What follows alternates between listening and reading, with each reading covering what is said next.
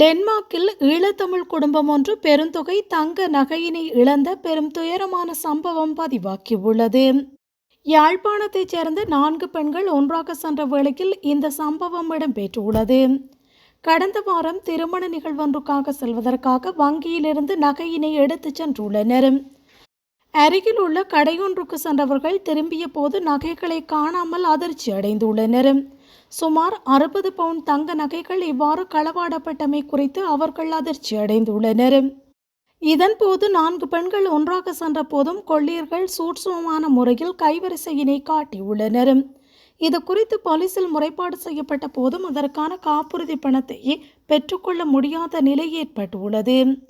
வங்கியிலிருந்து வெளியில் எடுத்துச் சென்றமையால் அதற்கான பொறுப்பை ஏற்றுக்கொள்ள முடியாது என்று காப்புறுதி நிறுவனம் கைவிரித்துள்ளது.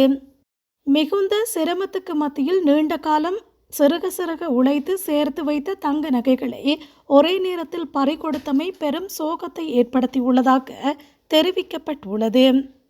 டென்மார்க் மட்டுமன்றி பல நாடுகளில் இலங்கையர்கள் உட்பட ஆசிய நாட்டவர்களை இலக்கு வைத்து இவ்வாறான கொள்ளை சம்பவங்கள் அடிக்கடி இடம்பெறுவதாக தெரிவிக்கப்படுகிறது. பெருமளவு நகையோ பணத்தையோ எடுத்துச் செல்லும் போது மிகவும் பாதுகாப்பான முறையில் வீடுகளுக்கு சென்று சேர வேண்டும் என்றும் அறிவுறுத்தல் வழங்கப்பட்டுள்ளது.